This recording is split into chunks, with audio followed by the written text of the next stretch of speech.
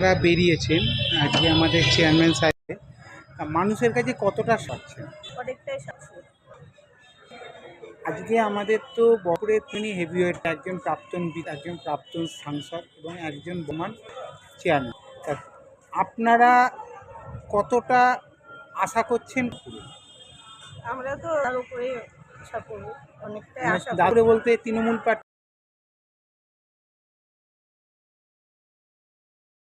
আপনার যে আজকে যে এই যে নাড়ুগোপাল মুখার্জি যে ভোটে দাঁড়িয়েছে এবং আপনারা তার হয়ে প্রচারে মানুষের কাছে যাচ্ছেন, কতটা আশা আপনারা পান? তো আছেই, এত কাজ করেছে তো আশা থাকবে, আশা তো আছে। আপনাদের এই যে আপনারা যে প্রতিদিন বাড়ি বাড়ি মানুষের দুয়ারে যাচ্ছেন, মানুষ কতটা মানে সহৃদয় গ্রহণ করছে মানুষ জিনিসটাকে?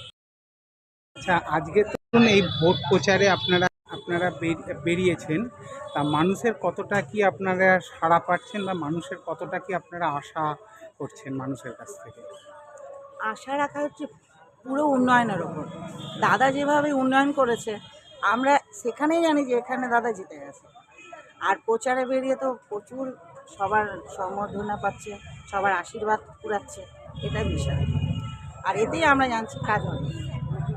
বড় একটা ইন্ডাস্ট্রি তৈরি করতেন মুর্শিদাবাদ জেলায়, বা যদি এখানকার কর্মসংস্থান নিয়ে বা এখানকার একটা এডুকেশন নিয়ে যদি তিনি চিন্তাভাবনা করতেন, সেন্ট্রাল গভর্নমেন্টের যে এডুকেশনগুলো রয়েছে, তাহলে ভালো হতো। সেন্ট্রাল স্কুলের সিট যেমন আপনার খুব লিমিটেড, সেই সিটটাকে সেন্ট্রাল স্কুল সিটটাকে বাড়ানো বা আর একটা জায়গায় সেন্ট্রাল স্কুল তৈরি করা, এগুলো রয়েছে।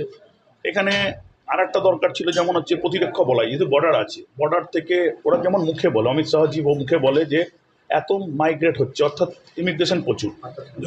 মায়েরানী পাল গাইড সবচেয়ে এলাম দেওয়ার পর তখন রাজনীতিটাই জায়গা ধরে করে যদি ইএমটা মাস্তালে বোঝায় কত জমির কত অর্থাৎ খুব একটা এখানে আলাদা আছে।